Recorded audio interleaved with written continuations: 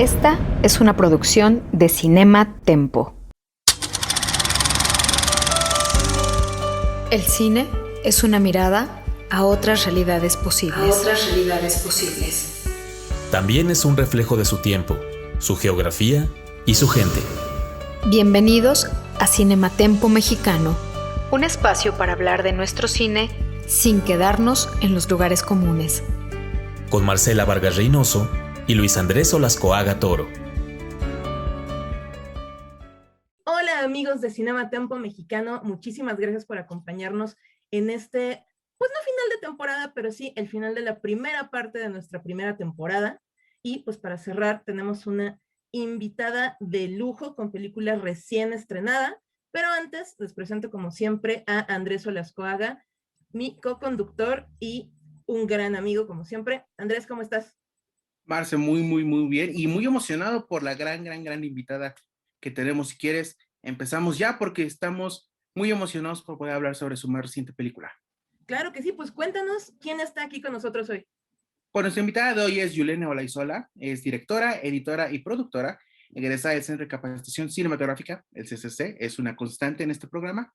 Su primera película, Intimidad de Shakespeare y Víctor Hugo, se presentó en el Festival de Cine de San Sebastián y ganó una decena de premios, incluyendo el Ariel en 2009, y en mi opinión, es uno de los mejores documentales producidos en este país en toda nuestra historia. Desde entonces ha dirigido y escrito las películas Paris Artificiales, de la que hablamos en el primer episodio de este programa, Fuego y Epitafio. Su más reciente trabajo, Selva Trágica, se presentó en el Festival de Cine Venecia el año pasado y esta semana llegó a Cines Selectos y al catálogo de Netflix. Yulene, muchísimas gracias por estar aquí con nosotros. Hola, muchísimas gracias por la invitación y gracias por los piropos a mis películas.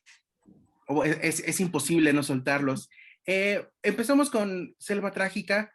Esta película está influida por dos importantes elementos y es muy notable esto: las leyendas tradicionales y el contacto de los personajes con la naturaleza misma. Esto es algo que ya habías ocupado incluso en películas anteriores.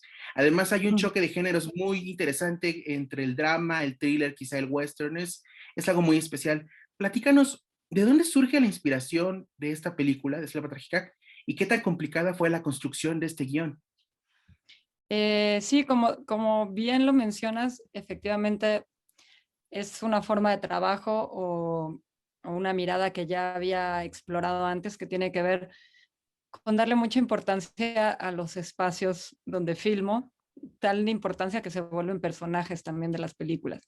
Y tiene que ver con que las primeras ideas que tengo normalmente tienen que ver primero con elegir la locación donde voy a filmar y obviamente pues eso define una gran parte de la película, pero primero escojo ese espacio que me llama la atención, que me atrae y que de alguna manera siento la necesidad de compartir ese lugar con el público y después empiezo un proceso de investigación para indagar sobre qué historias y qué personajes encuentro en ese lugar específico.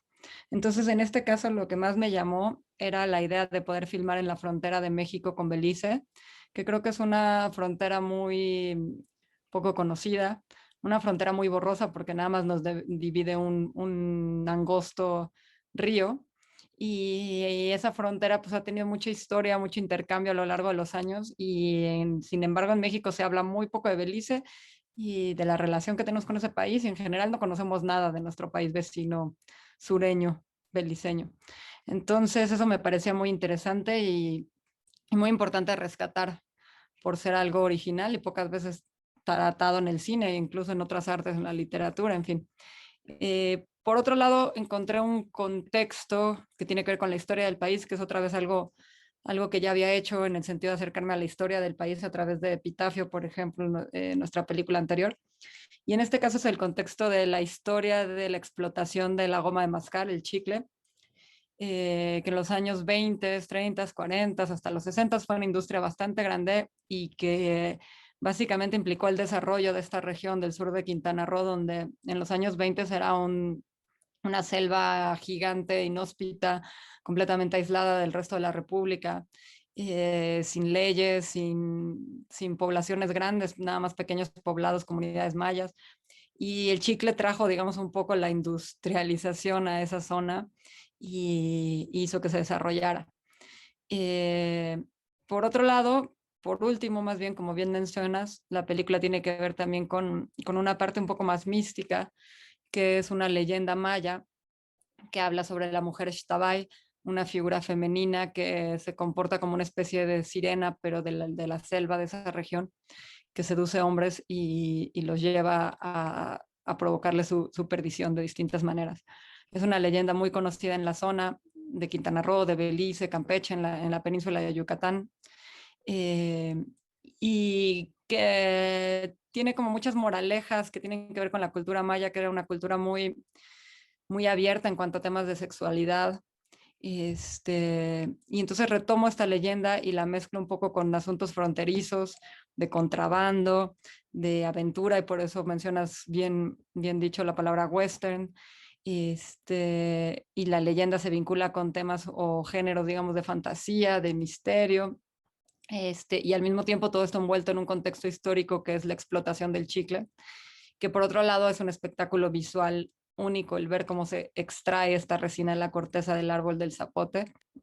Creo que es una película compleja, digamos, en cuanto a contenido, o sea, muy rica en detalles y en cuanto a ideas. Y Yulene, justo nos mencionas cómo la selva pues fue el punto de partida y se convierte en un personaje principal dentro de Selva Trágica, ¿no? Entonces, al inicio de la película, escuchamos a Estados Unidos contándonos ese misticismo de la selva que te da, pero también te quita algo al estar en ella. ¿Cómo fue el proceso de filmar en un lugar tan complejo, al mismo tiempo tan hermoso? Y si es que hubo algo que les quitara, siguiendo este tema místico, el filmar ahí. Pues primero pasamos por un periodo de preparación muy largo, muchos meses de preparación, muchos meses de investigación para encontrar las locaciones específicas. Uno podría pensar que la selva, pues no sé, que es toda igual, ¿no? Y que te metes a un mismo espacio de selva y ahí filmas todo. Pero nosotros teníamos, no recuerdo bien cuántas locaciones, pero alrededor de 7 locaciones distintas, separadas a veces por 100, 200, 300 kilómetros de distancia entre una y otra, porque buscábamos cosas muy específicas, ¿no? Un pantano, un pozo, digamos, de agua encharcada, selva más cerrada, luego selva más abierta, un árbol de ceiba, que es un árbol sagrado para los mayas, que estudia en medio de la selva, es decir, locaciones o sets muy específicos dentro de una gran selva, ¿no? Eso implicó pues mucha planeación y también estar muy dispuestos a tener un rodaje bastante espontáneo y libre, porque te tienes que adaptar a las condiciones de lo que estás filmando, no puedes tener todo súper planeado, tienes que estar dispuesto a cambiar tus ideas y tus planes según lo que te va dando la misma naturaleza, ¿no? Sobre todo porque toda la película está filmada en locaciones exteriores y hay que trabajar con luz natural y con el clima y con las condiciones que te van dando día a día, ¿no? En ese sentido, tuvimos mucha planeación y por lo tanto también algo de suerte porque a pesar de que, por ejemplo, encontramos muchas víboras venenosas, cascabel y nauyaca, que son las que más hay en la zona y las más letales, supimos manejarlo de manera correcta, teníamos gente preparada para aplicar antídoto viperino en caso de que alguien resultara mordido por una serpiente. Se trató de trasladar a las serpientes que íbamos encontrando a otras zonas. Y apoyándonos muchísimo, sobre todo en la gente local, que es la gente que conoce esa selva, que sabe los cuidados que hay que tener, que te enseña también cómo respetarla, cómo aprender a caminar, a qué árboles hay que tenerles cuidado y no acercarse. En fin, creo que hay todo un intercambio con la gente local, que sin ellos sería imposible entrar a un espacio así viniendo con un crew de la ciudad que desconoce ese terreno. Hablando sobre estas complicaciones, Marcia y yo hablábamos ayer después de ver la película, que es una belleza visualmente, es un gran trabajo de fotografía, pero me llama mucho la atención que sigue habiendo esa búsqueda por la autenticidad en cada cuadro, que me recuerda mucho a tus primeros trabajos como documentalista. ¿Qué tanto hay de esa primera Yulene documentalista en Selva Trágica y qué tipos de influencias obtienes al momento de involucrarte en un proyecto de este tipo? Pues creo que la manera de trabajar, digamos, como decía al principio, la mirada sigue siendo la misma, sigo teniendo las mismas inquietudes respecto al cine, la misma mirada, por ejemplo, documental, a pesar de que esta película involucra de pronto un tamaño de producción mucho más grande, puesto que es un casting, un elenco mucho mayor. De pronto teníamos 15, 20 actores en escena al mismo tiempo. Hay escenas de acción, de aventura, etcétera. Pero, por ejemplo, sigue estando una esencia documental que tiene que ver con una apuesta de generar tú como director las condiciones necesarias para que la magia ocurra, digamos, y después estar listo con la cámara para documentar esa magia. Por ejemplo, todo lo que tiene que ver con el proceso del chicle está filmado desde una mirada documental, ¿no? Son gente real que trabaja en esa industria. Eh, y yo estoy ahí para documentar ese proceso de extracción y de creación de la goma de mascar. Entonces creo que sigue siendo sí, una mirada similar y me siguen atrayendo como los mismos temas, las mismas ideas siguen girando alrededor de mi cabeza, nada más que en esta película creo que lo llevo a un nivel de complicación mayor. Es una película mucho más ambiciosa, con un equipo de producción mucho más grande, por lo tanto hay colaboraciones más complejas. Por ejemplo, tenemos coproducción con Francia, con Colombia, y por lo tanto colaboramos con gente creativa de allá. Parte de la postproducción se hizo en Francia. La fotógrafa, por ejemplo, de la película es colombiana, Sofía Oggioni. Entonces, en todos los niveles, digamos, es un proyecto que tiene una escala mucho mayor, pero siguiendo la misma línea de lo que venía haciendo en mis películas anteriores. Julen, algo que también es muy interesante de la película es, tienes 3 idiomas, hay 3 idiomas hablándose en la película, hay toda esta, que también marca, ¿no? La conexión entre las distintas culturas que se encuentran en esta frontera. ¿Es algo que consideraste desde la escritura del guión o fue algo que se desarrolló mientras inició la preproducción, mientras fuiste conociendo más la zona? No, definitivamente desde que tenía claro que una de las intenciones principales era filmar en la frontera y por lo tanto tener personajes beliceños, por ejemplo, pues sabía que la película implicaba filmarse en inglés, puesto que en Belice el idioma oficial es el inglés. Y eso también era algo que me atraía mucho, ¿no? El poder hacer una película en varios idiomas. El maya definitivamente también fue siempre una intención contemplarlo. La voz en off que tú mencionas, porque tenemos un narrador que te va hablando un poco sobre esta leyenda maya y lo hace efectivamente en maya. Fue algo que también estaba pensado desde el principio, pero quizás eso sí se fue desarrollando y, y creciendo, le fui dando como más valor a esa voz. Una vez que empecé a hacer pruebas y escuchaba esta narración en maya, creo que me enamoró la sensación que genera el estar escuchándolo, a pesar de que uno tenga que leer subtítulos para entenderle, obviamente, pero tiene algo en su lírica, en su sonido que es muy especial y es muy místico y que termina de darle, contribuye mucho a la atmósfera de la película estar escuchando el maya.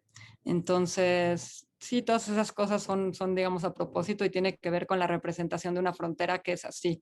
Esa frontera es multicultural, multilingüal, eh, es una mezcla de cosas, la frontera entre México y Quintana Roo, y había que representarlo así en la película. Juliana, por último, la película llega a cines, es una oportunidad increíble para verla, creo que debe ser vista en pantalla, pero también llega a Netflix a menos de un año de haber estrenado en Venecia, que es, esto digamos que no es habitual para una película mexicana. Platícame, ¿por qué optaron por este tipo de salida en la plataforma? Por muchas razones. De entrada, creo que eh, pues queda mucho más accesible para el público. Este, hoy en medio de la pandemia que estamos viviendo, el cine está sufriendo muchísimo, la exhibición en salas está sufriendo muchísimo, pero también es un problema que ya se venía arrastrando desde mucho tiempo atrás y las cadenas de cine comercial realmente nunca han sido esta alternativa para ver cine independiente, para ver cine no comercial, digamos, un cine que no está diseñado para vender en el mercado, digamos, como un producto comercial, ¿no? Entonces, de pronto una plataforma así te da la alternativa de que tu película se vea en 190 países al mismo tiempo. Y creo que cualquier cineasta le gustaría, digamos, que su película se pueda ver en tantos lugares y que esté disponible para tanta cantidad de personas. Creo que siempre uno lo que busca es que sus películas se vean, ¿no? Entonces, pues todo eso me parece muy valioso del hecho de poder estar en una plataforma así.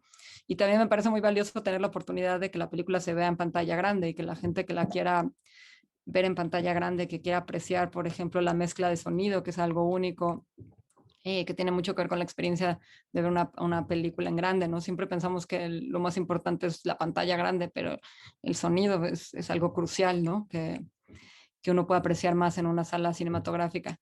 Entonces, en ese sentido, creo que logramos tener lo mejor de ambos mundos, ¿no? Poder estar en salas de cine y poder estar en una plataforma que tiene un alcance enorme.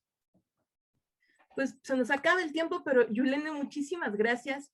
De verdad, amigos de Cinema Tempo Mexicano, aprovechen que puedan ver esta película en algunas salas selectas y también la pueden ver, por supuesto, ya en Netflix. La película ya está disponible, así que pueden revisarla ahí. Yulene, ¿en dónde podemos encontrar más sobre ti, sobre tu trabajo en redes sociales y sobre la película?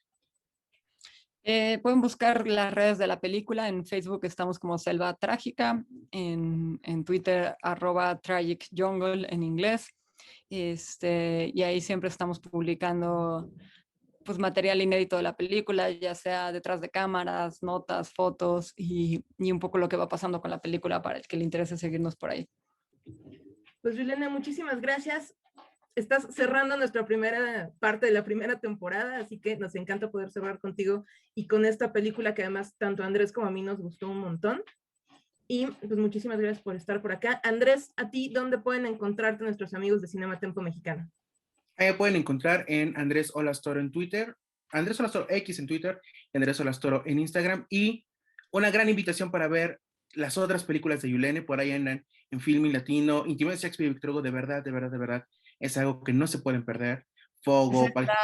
Intimidades está gratis en YouTube para que el que la quiera ver, simplemente busca Intimidades de Shakespeare y Víctor Hugo y está gratis. Mejor tantito, de verdad, véanla. Si pueden no saber nada de la película al momento de verla, mejor. A pesar de los años se va a caer en su cabeza.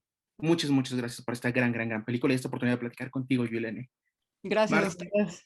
Marce, ¿a ti dónde te pueden encontrar? A mí me pueden encontrar en Twitter e Instagram como Marce-Vargas88 y por supuesto pueden revisar capítulos anteriores de Cinema Tempo Mexicano y de los otros programas de Cinema Tempo en Instagram como Cinema Tempo MX y Twitter y Facebook como Cinema Tempo. Muchísimas gracias a todos por acompañarnos en estos primeros episodios de la primera temporada de Cinema Tempo Mexicano. Una vez más, Yulene, muchísimas gracias y no se pierdan Selva Trágica, que ya está disponible en Netflix y en algunas salas selectas. Un espacio para hablar de nuestro cine y de los talentos que lo hacen posible. Cinema Tempo Mexicano. Con Marcela Vargas Reynoso y Luis Andrés Olascoaga Toro. Esta fue una producción de Cinema Tempo. Producción de audio, Hernán Espinosa Anguiano. Producción de Facebook Live, Jaime Rosales. Voces, Lucero Calderón y Hernán Espinosa.